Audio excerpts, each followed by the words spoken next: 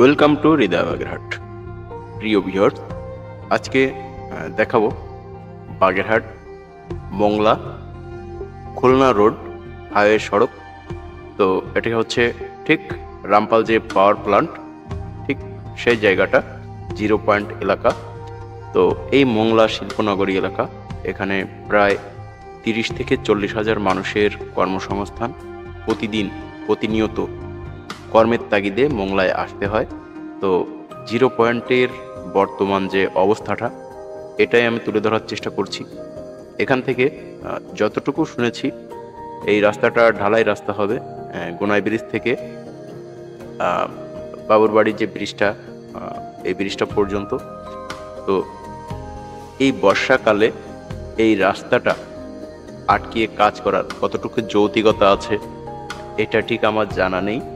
তো সে বর্ষাকালে করুক বা যে সময় করুক, কিন্তু এই সময়টায় এসে, আসলে এই বর্ষাকালে এসে মানুষকে ভোগান্তিতে রেখে এই কাজটা আসলেই একদমই ঠিক হয়নি। বিশেষ করে এখানে কিন্তু অনেক ইপিজেটে গার্মেন্টস কর্মী আছে বা বিভিন্ন মিল ফ্যাক্টরিতে আছে, যারা অনেক দিন গরিব মানুষ, খেটে খাওয়া মানুষ, যারা প্রতিনিয়ত কর্মের তাগিদে যায়।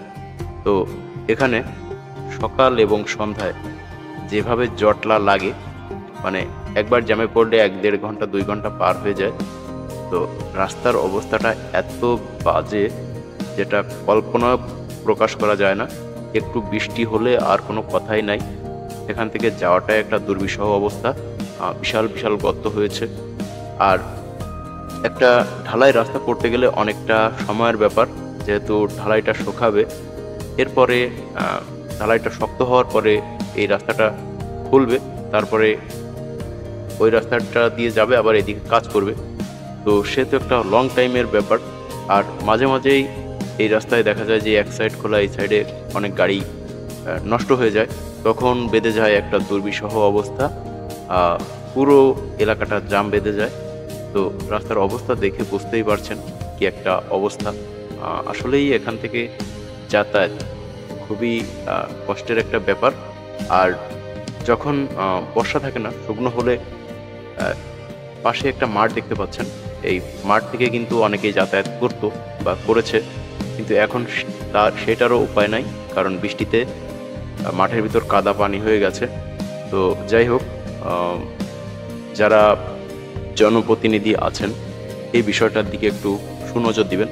যদি রাস্তার সাইড থেকে আর একটু রাস্তা করে দেওয়া যায়, বা সাইড থেকে বেরিয়ে এই রাস্তাটাকে একটু মেরামত করে দেওয়া যায়, হয়তো এখানকার যারা আমরা প্রতিনিয়ত এখান থেকে যাতায়াত করি বা কর্মের তাগিদে মংলায় আসতে হয়, তাদের একটু সময় বাঁচবে, বা এখান থেকে যাওয়া আসার সুব্যবস্থা হলে তারা একটু স্বস্তি পাবে।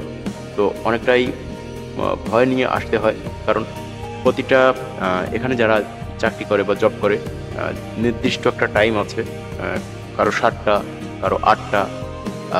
যারা প্রতিনিয়ত এখানে আসলে কর্মের তাগিদে যায়, এই টাইমের বাইরে গেলে তাদের কিন্তু আসলে অ্যালাউ করা হয় না, কারণ যেহেতু মিল ফ্যাক্টরির একটা নিয়ম আছে, বা ওই টাইম উত্তীর্ণ হয়ে গেলে তখন তাদের অনেক বেশি কথা শুনতে হয়, বা নিয়মের বাইরে গেলে অ্যাবসেন্ট হতে হয়। তো আসলে এই বিষয়টা অনেকেই আমার কাছে বলেছে তুলে ধরার জন্য, যার কারণেই এই ভিডিওটি আমার করা ছিল। তো এটা হচ্ছে বাবুরবাড়ি, সামনে বেলাই ব্রিজ যেটাকে বলে। তো আমি গোনাই ব্রিজ ফেলে রেখে এসেছি। হয়তো এখানকার যারা প্রতিনিয়ত যাতায়াত করেন বা এদিকে আসেন, তারা চিনবেন, কিন্তু যারা চেনেন না তাদের উদ্দেশ্যে আর কি আমি বলছি। পিছনে আরেকটা ব্রিজ ফেলে রেখে এসেছি, যেটা বলা হয় গোনা ব্রিজ। ওই গোনা ব্রিজ থেকে এই বেলাই ব্রিজ পর্যন্ত প্রায় 1 কিলোমিটার রাস্তা, বা 1 কিলোমিটার অধিক হতে পারে।